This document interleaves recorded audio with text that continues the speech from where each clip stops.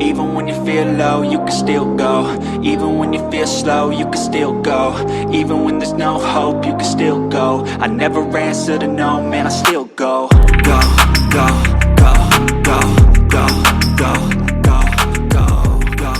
Hello, RailCats fans, and welcome back to another edition of RailCats Talk podcast. I'm your host, Kyle Silvedich, and I know it's been almost, a weekish since I think the last podcast I did was with Woodworth being moved to the King County Cougars, or I guess Kansas City Monarchs, as the American Association seems to be, but that's a play on a pun, or whatever the case may be. But we have a couple more moves to talk about, and that the playoffs are not going to happen, and a bit of frustration, I would say, amongst some of the fan base, and maybe a little bit of insight to what's going on in the locker room and why some moves have been made. All pure speculations, but I'll get into that one as well. And then as the home season part of the home portion of the season is over, I'll go around and thank a handful of people just because I know their name, basically, but everyone that is a part of the that runs the RailCats organization in general, to kind of thank them as well. I know I did that on Facebook and Twitter, but in the podcast as well, it'll come to that as well. So let us go ahead and hit with the biggest news.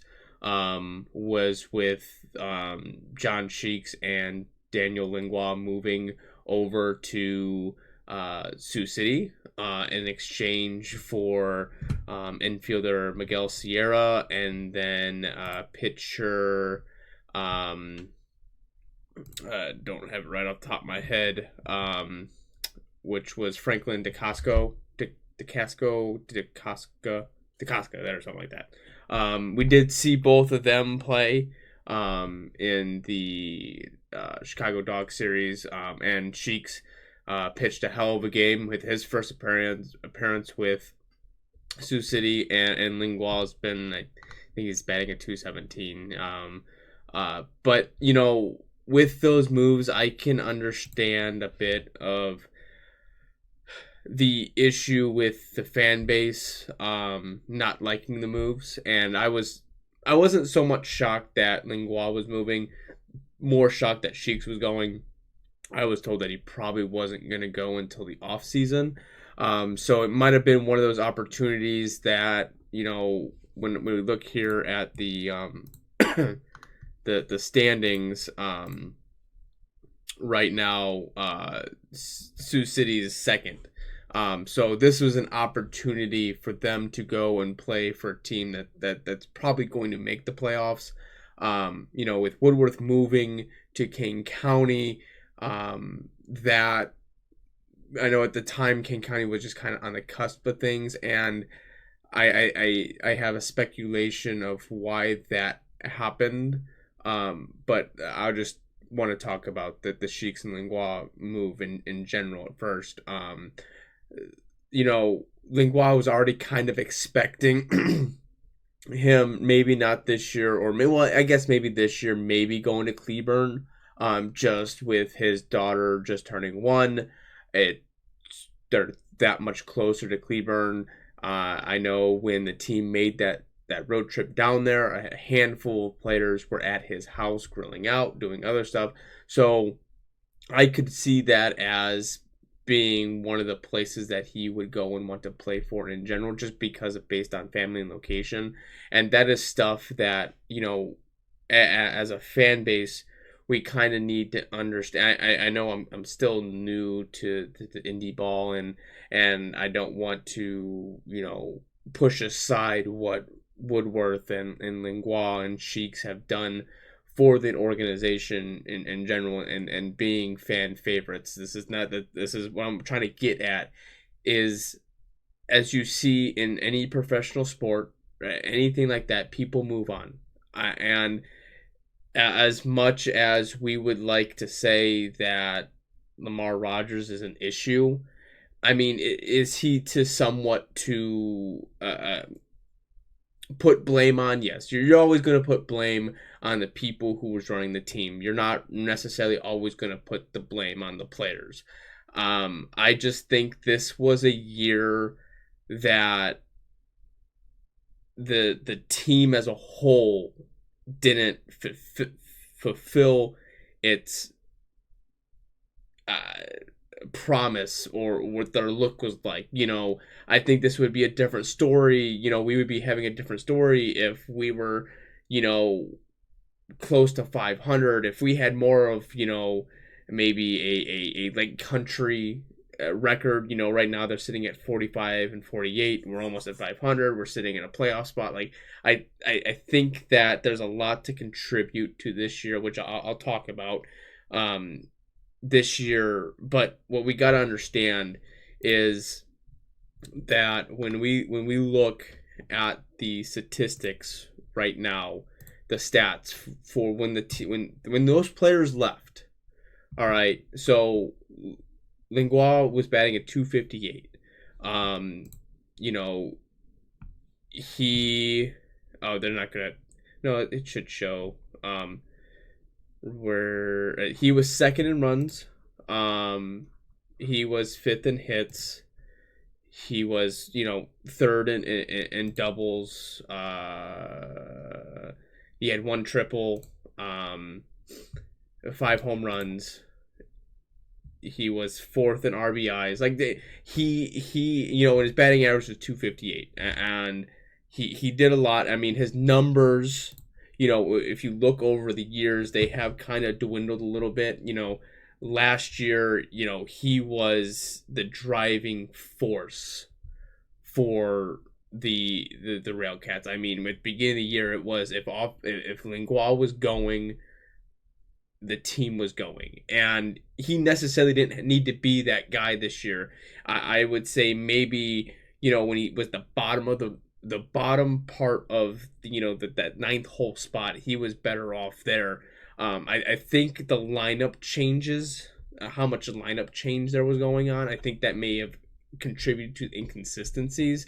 And talking around and understanding, and people that have talked to Lamarr or understand Lamarr, it seems that he is a very statistical person. That's why you see such a jump in the lineup, is that a statistical person is going to say, oh, well, this guy is batting this against this kind of left-hander, or whatever the case may be. And to a certain extent, you want to look at statistics, but ultimately, at the end, statistics don't tell you the whole story.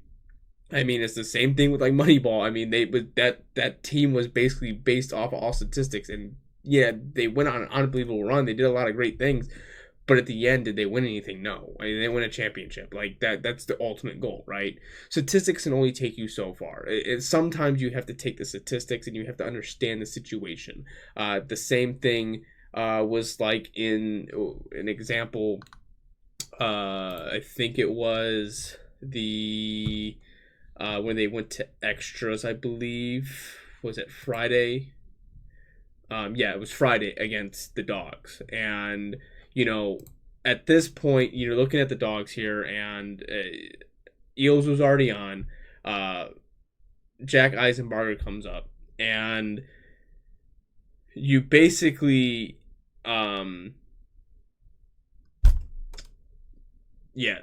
it's all screwed up because I sometimes point streak screws everything up when I'm trying to read all through this. So basically, you get the 2 outs, and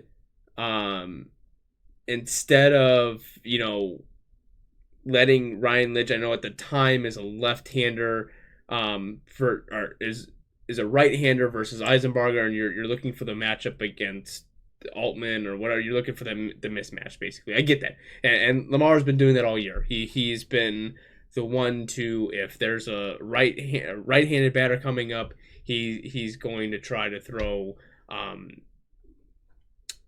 another right-handed pitcher, or whatever the case may be. It's always funny to me that matchups like that happen because most of the time growing up, you see better off of left-handers, whatever the case may be, if you're a right-handed batter. I was terrible against left-handers, absolutely horrendous against So that's the one thing, like, I guess statistics could tell you that if you break down the splits, that this guy's terrible against left-handers, but just the straight up matchup, the matchup versus matchup doesn't always seem to necessarily work.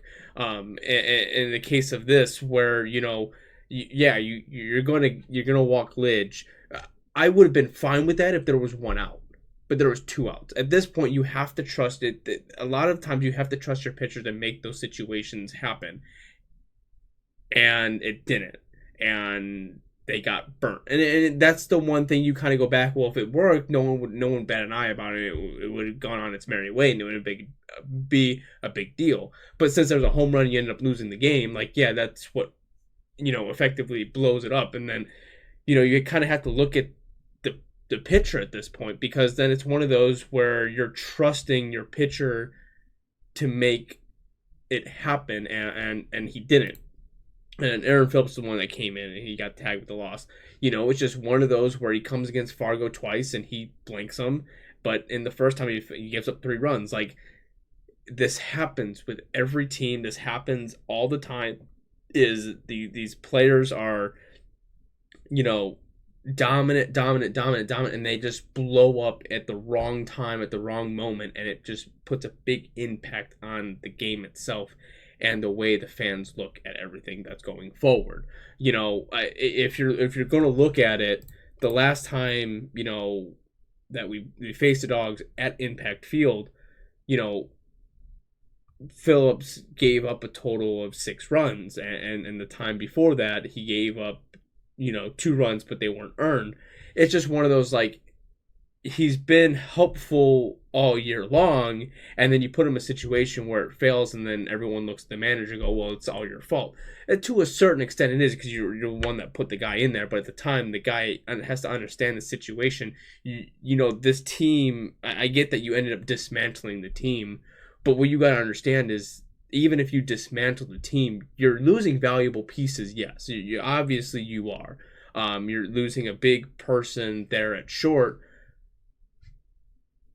But the thing is when you look, the biggest knock that I have against Lingua, and I will always have this biggest knock, is that he's played 88 games with the RailCats, okay? 88 games.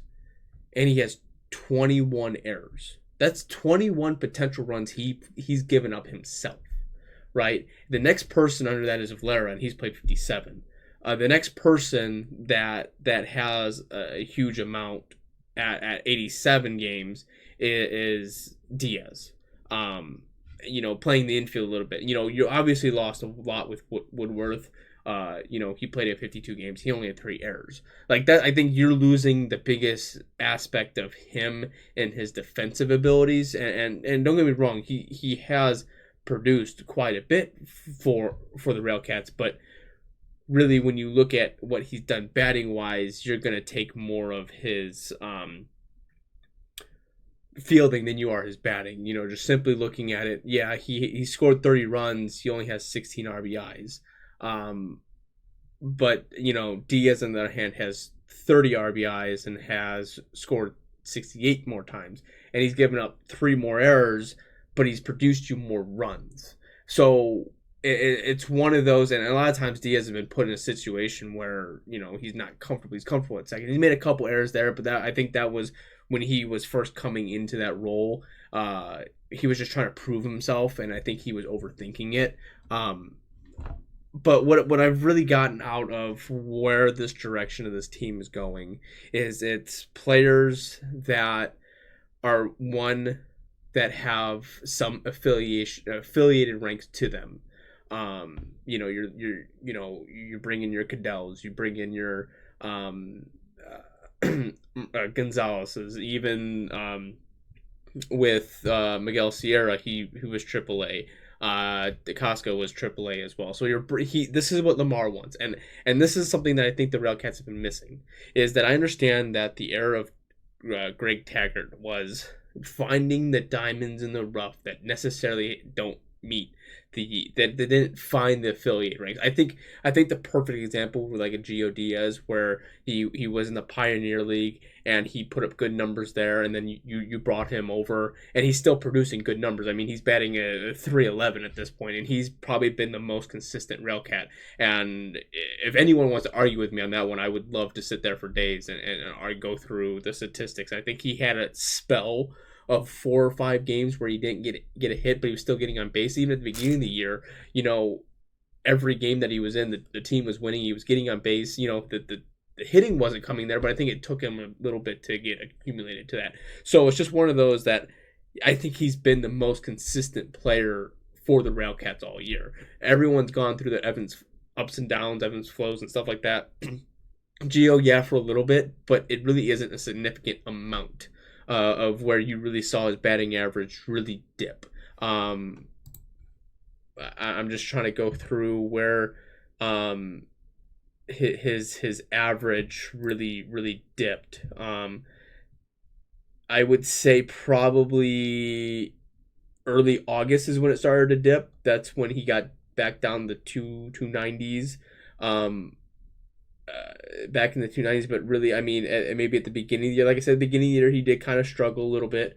But really, ever since, I would say the Sioux Falls game, where I think he went 2 for 3, and at 2 RBIs, he's really just gone up from there. Like, he's gone down a little bit. Obviously, he was batting at the time like a 343, it was up there, but he slowly started to come back down. But he's been consistent at a 311, I would say. He would get you a hit there. There's right now he's on a 1, 2, 3, 4, 5, 6 game hitting streak, and then went 0 for 4, but then went on, was on another 4 where he went 4 or 5. Like, there's a handful of games where there's a couple zeros in a row, but really it's nothing more than maybe 4. I think 4 is when I'm looking through here. Really 4 is where we're at, and on top of that, he has 104 hits this year. That hasn't been done in 8 years. But I'm just saying, yes, did we lose a valuable person at second with Woodworth and his defense abilities? Yes. And is he a fan favorite? Yes. But when you're taking the two, and I think the age is a little bit different, which, if we can compare here real quick, okay, the first season that he had with the RailCats, was 31 games. He batted a 367. That's a small chunk. Last year, he played almost all of the games. He batted a 294.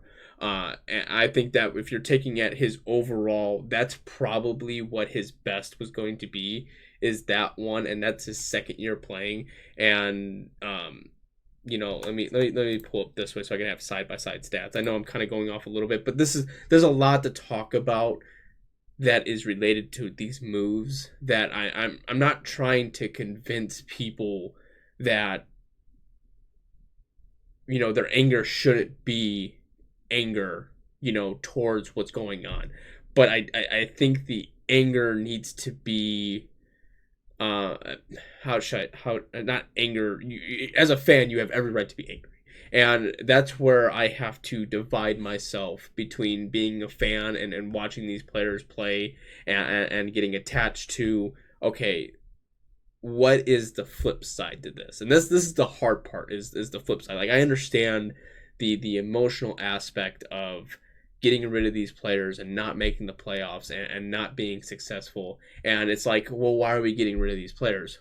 Well, if I'm being honest, with these players in the past 3 years, what have you done, right? You've been dead last in the league to second worst team in the league to dead last again. So like and does this somewhat have to contribute with what Lamarr Rodgers is doing? Yes. Let me get back to the. I know I'm jumping all over the place. It's just one of those days where I kind of jump all over the place. I don't have a person next to me to kind of keep me in track with what I'm doing. I just want to, this is just an example of necessarily, I guess why I'm harping here on the Woodworth aspect is because I was told that there has been some toxicity in the locker room, and that is why some of these players have been being cut out. And it seemed like Woodworth was one of those players. That is what I've heard. That is pure speculation. It's not 100% sure. And, and we know, I know that what Lamarr Rodgers is looking for is people to work hard and not complain. And sometimes what you get is people that haven't hit the affiliate ranks, that haven't been through that grind. They've been through a different grind. They think on a different level. They don't, it would be easier for a AAA guy to come down and maybe have that attitude of, oh, I was up at AAA and now I'm playing here. But, they already had that taste of AAA and they got released, and they want to prove themselves, and they want to get on the field, and they know what the drive, the force behind it is. And so I don't necessarily know that sometimes you get these players that haven't played in that aspect may feel like they feel themselves that they should that spot should be theirs no matter what, not necessarily have to work for it. So what I'm getting at is I think Lamarr Rodgers wants to bring in a competitive team, but a friendly competition. And I think this year what happened was he made it a competitive team. We all knew this team was going to be competitive on and off the field. It has been competitive. We look at the record and it's terrible, right? It's an absolutely ferocious record, and they squandered these last 6 games, only winning 1 and having the playoffs in their hands and them just letting it go. The thing is what I'm getting at. I think what happened was you brought all these competitive pieces in, and the pieces didn't mix. And so you caused toxicity in the locker room. And that's what happened with Ben Miller. Was why he left was because there was too much toxicity in the locker room. There wasn't a leadership. There wasn't someone to glue it together. And would have that glue have been Adam Heidenfelder and Tom Mulraven? Maybe they would have been the leaders in the locker room, reeling everyone back in, saying, "Hey, this is not how it needs to go. We need to level this out and be competitive and work as a cohesive pair of group." That is what I've heard. So I don't know if that is truly what happened, but that's what I kind of getting the feel of, is like it just doesn't make sense for a person asking to be released because of that, that toxicity in the locker room. And then he goes, and then we got Woodworth. We trade him away for nothing, and he gets fired, and there's just something more to the puzzle that's just the pieces aren't quite there, and we just don't know exactly everything. Maybe that's some research I have to do a little bit in the off season and figure out what the issue is. But maybe, I think it might have been one of those where I'm getting at with the Diaz and the Woodworth is because when we look at, I'm just trying to break it all side by side here, or actually I'll just do this. This will make it easier if I just do it like this. Sorry if it's like really bright on my face, but I have 2 white screens coming up here. So if we're gonna take Woodward's best year, which was last year, he batted .294. Now the season's not over with, and the batting average could drop. He's not gonna, and Diaz isn't gonna play as many games as Woodward did. He could play up to 94 games. So there's the 7 games that we're gonna miss, a full week that we're basically 3 games. We're gonna miss 30, so a series. But Woodworth, actually, I don't know why they said, because Woodworth had 118 hits. So I don't know. I heard that wrong in the broadcast, that they said that it was 18. Maybe it was like the first year guy hitting, So, but anyways, what I'm getting at is, Woodworth had 118 hits, and 75 runs, and Diaz has scored 68 runs and 104 hits. you know, we look at the doubles off by one. Woodworth had 18. Diaz had 7, or not 7, 17. Triples are a little bit going to be bigger there. Woodworth had 8, and Diaz only has 3 at the moment. Home runs are going to be always a big difference here. But really, if you look from this year to last year, Diaz has 2 home runs and Woodworth only has 1. So really, that the comparative, he had 5 in his second year with the RailCats. 5. I'm looking at different, and then RBIs. So Diaz is at 30 and Woodworth's at 43.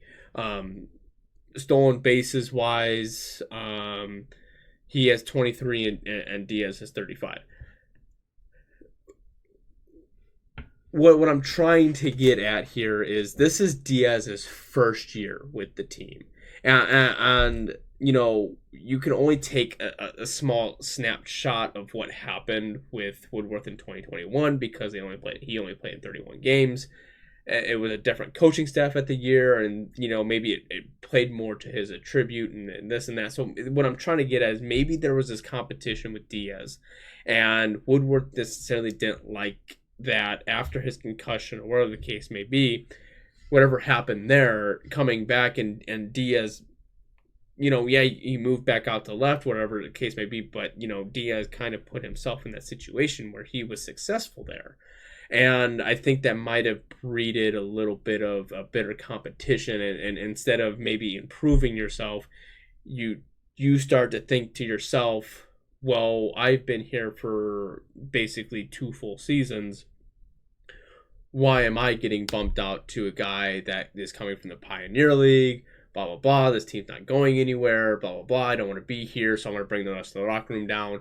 And I want to move somewhere else. Now, I could be completely wrong, and that's maybe not the case. Maybe it just came down to simply, I want to try to win a ring because I have a daughter. I don't know how much longer I'm going to do this, and I just want to try to go out there and get a ring. That could be a good possibility. The Sheaks and the Lingua deal, I think that was just a together deal that it was, hey, you have an opportunity, a real good opportunity to go and compete for the Miles Wolf Cup, and this is the opportunity. Do you want to take it? And if it's a yes, there you go. You're on a plane, on a bus to Sioux City, and you're gonna play. And that's exactly what happened. I don't know behind what that is, but you know, really, even though the team got dismantled, and even though they had a ferocious home stand, the team really never gave up. I mean, even yesterday, they were down 8-2, and they brought it back with 8-5. The Saturday game was just a god awful game in general. But I mean, the Fargo series was entertaining. It was fun. The first game in Chicago going to extra innings, like that one swing of the bat differently could have changed the whole outcome of the game. And it's just one of those situations where it just didn't. You know, you make a wrong mistake here, wrong mistake there, and bada bing, bada boom, you lose the game. That's how that works out. I just want people to understand what I'm hearing of what's going on is that Lamarr Rodgers wants to bring in guys that have affiliated depth to them, and you know, sometimes that's a little bit frustrating in the aspect of Cadell and Greeley, just because Cadell has, you know, AAA experience. You know, is it really beneficial to put Greeley or Cadell over Greeley? And it's just, you know, you make the comment, and then next thing you know, Cadell just goes on a heater. He's hitting home runs. He's getting on base. He's driving in runs. The things that you want to see from him. The only downside that I really don't understand, maybe someone can explain this to me, but I don't understand what is the big deal with catchers sitting on their legs, right? When they have the one knee up and they're sitting on their leg. I don't quite understand that. That has been a baffle to me. I do it when there's no one on base, completely understand. When there's a runner on third or a runner on first, something just, and the ball's in the dirt. Mostly my biggest concern is when the runner's on third and you're doing it, because it happens where the ball goes a little bit too much far outside and you can only, you know, reach with your backhand because you can't get over because you're sitting on your leg. Your momentum won't take you that way. I don't quite understand it. Maybe I haven't been a catcher, so I don't understand. I was always taught don't sit on your legs because how are you going to stop anything? Maybe that's completely different. I see more people do it more and more. I just don't understand the aspect of it at stopping a ball. If that's how you want to sit when there's a runner on second, you can never throw anyone out. By all means, go right ahead and do it. But when there's a runner on third and I see you sitting on your leg and you miss a ball, yeah, I'm gonna blame you for a lot of things because you're not even trying at that point. Like you could fall over, right? Oh, cool, you fell over, the ball bounced over you instead of you trying to block it. That is my biggest complaint. Two biggest complaints with Cadell is his strikeouts and not coming in key opportunities, and the way he sets up behind the plate. And I think really does a better job of setting behind the plate. And I like I said, I don't know if Cadell calls a better game or really whatever. This is where the being an affiliate ranks to me starts to kind of diminish and go away, because I don't care where you come from as long as you're productive on the field. As when you're productive, you could have came from the middle of nowhere, never picked up a bat in your life, but you decided that you're going to play baseball and someone took a flyer on you and you're really good at it. Versus a guy that's been in the MLB for 10 years and comes in and can't hit out of a paper bag. Like, just because the guy has MLB experience and you're trying to win games, right? This isn't a development league. You're still trying to win. This isn't affiliated ball. You're trying to win, right? You're trying to improve to get yourself to affiliated ball, but you're also trying to win. Like, that's the whole purpose of the league, right? I could be wrong, but that's what I assume is. So if there's a guy that's batting a 118 and the other guy is batting a 238, give me the 238 guy. I'm sorry, just plain this. Give me the 238. Even now, if you're batting a 223 and the other guy's batting at 178 and he hits a home run or two here or there, I still want the 273 guy or the 238 because he's gonna get on base. See, there's more opportunities for you to score if you get on base. But that's nor here nor there. We did get to see Sierra play the field and bat. He only had 3 at bats, and he's walked twice. So he's a total of 5 bats, but he's walked twice. So I would say he's a pretty decent eye, more patient, a player on that aspect of it. But he has struck out 3 times, so like kind of contradicts himself a little bit there. Where I'm going with that one. So all the times that he didn't get on base, he struck out. So I guess I contradict myself a little bit on that one. So let's go with the pitching and looking at DaCosta here real quick. He should be up here, yeah. So he pitched 2 innings, gave up 1 hit and 3 walks, and he got himself into jam and got himself out of the jam, got himself in the jam, and got him back out. So maybe he's just the jam guy, likes to get himself in the jam. He needs the blood pressure boiling or the intensity, the adrenaline needs to be pumping before he can be successful. If he's that guy, then go right ahead, be that guy. But looking at his numbers with Sioux City, he pitched in 16.1 innings, had 15 strikeouts, 11 walks, 16 hits given up, and an ERA of 5.51. We all know how ERAs are. We look at there's more numbers than zeros that I see here, but the last 2 appearances that he's given up 0 runs. So there's that. Looking at Miguel Sierra, him with the Sioux City Explorers, he played in 78 games. He was batting at 203. He had 4 home runs, 4 triples, 22 doubles, 50 hits, 37 runs, and 33 RBIs, 38 walks, and 98 strikeouts. So, obviously you're trading a trade for a trade, kind of deal on that aspect of it. Looking at what Lingua's been able to do, he's played in 2 games, 7 at-bats, 1 run, 2 hits, 2 walks, 1 strikeout on that aspect. And then John Sheaks coming in and being John Sheaks. He pitched in 1 game that was against Fargo, which is kind of funny because when he faced Fargo with Gary, he went 4 1/3 innings, gave up 3 hits and 3 runs. And he didn't get the decision on that one, but he did get the win in this one. It's just kind of funny how that one works around. He gave up 5 hits, no runs, 1 walk, 2 strikeouts. So he was successful in that aspect of it. When we look at what, let's see here, Kane County, what Woodworth has done so far. He is right here. He's batting at 217. 5 games, 23 at bats, 5 hits, 2 doubles, 5 RBIs, and 1 walk. So I mean, the batting average 217-ish around there. The one that I'm really surprised by when the King County let go was Davian Williams. That one I just don't understand because he was in 19 games, 70 at bats, but he had a 329. Like that's I beats me on some of these people that Bennett left, but just some of these I look at this line, I'm like, hi. I mean, they got a couple in the threes, but there's only one person that's in the threes that's still on the team, and that's Ordonez, and he's batting at 311. I know they're not very offensively driven.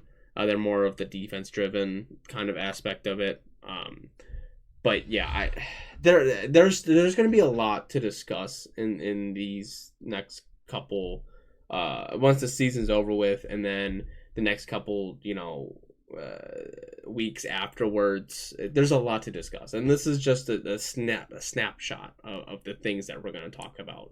Of what to improve. Obviously I'll go over player awards, my personal player awards, that kind of stuff. Really dive deep into, breaking down what I see from the team, going forward, from the coaching staff, because the coaching staff really is not going to go anywhere. I don't necessarily think they are.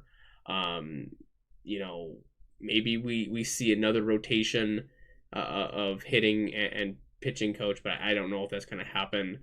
Dive a little bit more deep into maybe a roster construction and really break down, because if we're really going to look at this, if we're going to be completely honest, yes, this is Lamarr Rodgers' second year, but really this was next year is, as weird as it's going to say, next year's really going to be his first year. And the reason I say that is because last year he just inherited Greg Taggart's team, and the pieces that he had that he kept on there were halfway decent, or were decent enough to keep around again. And he made some changes here and there. I just don't think the locker room really clashed together, and the inconsistencies are what the issue is. So that kind of gets pushed out. Yes, we're going into the third year, but really this is second year. So let's not be too hasty on the. Let's get rid of Lamarr Rodgers because he's ass, or whatever the case may be. Do most of the fans agree with some of the decisions he's made?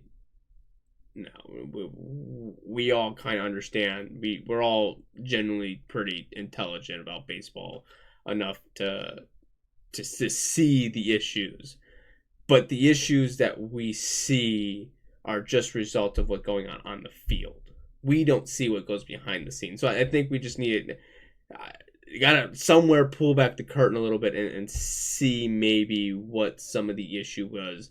I'm really chalking this year down to as the locker room just didn't click. And I think that's the biggest fire that he's trying to put out, is trying to make the locker room fit to his liking. This isn't Taggart's locker room anymore. This isn't the RailCats of the past. This is a whole different locker room. And if things have not improved by the All-Star break next year, the red flag is going up as we're speaking, but it will be up there if things have not improved by that time. So I think we should all take a deep breath, relax, calm down, and move on to enjoying the rest of the year, enjoying watching former RailCats players play on other teams and have a chance at a cup, or the cup, the Miles Wolf Cup, to enjoy playoff baseball with having a little bit of pool, a little bit of rooting for someone, but not, just being able to watch a game that you want to watch, to sit down and just enjoy a game. As bad as that may suck, because it's been like that for the past how many years now.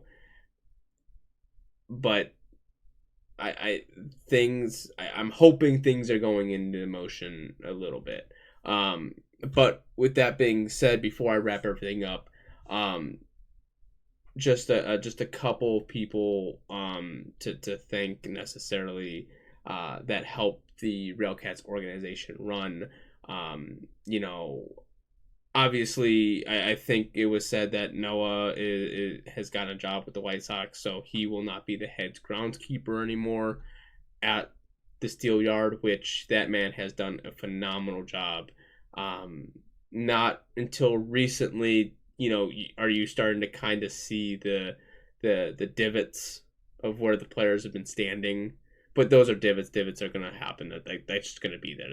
You're just not going to pull in a crap ton of money to resod that every time. So that field has looked magnificent from opening day to the last day of the season, especially with that really hot spell that we had. The field still looked pristine. It looked fabulous. There was no really main issues with trying to get water off the field. There was no mound issues. I think the only one was, where they have like the hoses set up for the sprinklers. They had like a little mat there and a guy slid on it. But really, that's out of how many times a ball's gone that way that one player has done that. Like that's not really, it's not that's just a flaw in the design of how the field's set up. That's not on him at all. So no, I was actually able to briefly say something to him. He was putting in 14 to 16 hours a day, working over 100 hours a week just on that field alone. Like that just takes pretty dedication, and for what that field looks like in and day out on this season and the past seasons. Big shout out to him, because really, if the playing surface is crap, there's no playing a baseball game. You have Ashley, who has that social media, that kind of stuff. She's done a lot. I don't know her official title role, but normally you see her doing the sideline stuff, being interactive with fans and stuff like that, putting in her time. Anthony is the GM. He puts on his time and his work and his effort, dragging the field out, doing all that other stuff. Interns that come in, they obviously need a big part of that as well. The new owner obviously being around a lot more, even though I don't think he was there for the last game, but still being around, pulling the tarp, doing that kind of stuff, and being interactive with fans, that kind of stuff. It's always a big positive. Alexis at the bar at home plate, I finally got her name. I'd gone for 2 years now, and I finally got her name.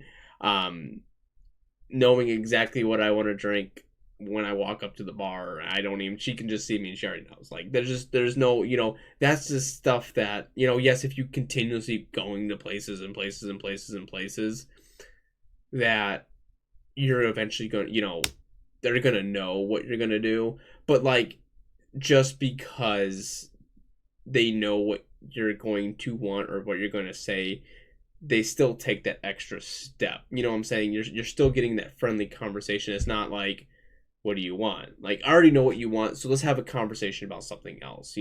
Talk about the weather or talk about something else. That kind of hospitality that you get, that you may not get, elsewhere. So, huge shout out, props to her. Jason doing the entertainment as well, walking around the concourse, talking to fans, doing other stuff. Like, there's so many people that to make the team work, to make the team run, a hell of a job every year in and out. The main 2 years that I've gone, I've heard nothing but good things, good people, that kind of stuff. I'll get into thanking the RCC. I'll get into thanking Chuck and I'll get into thanking a whole bunch of other people once the season is officially over. Just because the homestand's over doesn't mean that I'm just shutting it down for the season and calling it a quits and thanking it. I'll have a special thank you podcast and all that coming out once the season is officially over and we get over some stuff. So yeah, I know this has been a little bit longer one. There's a lot to dissect out of this one.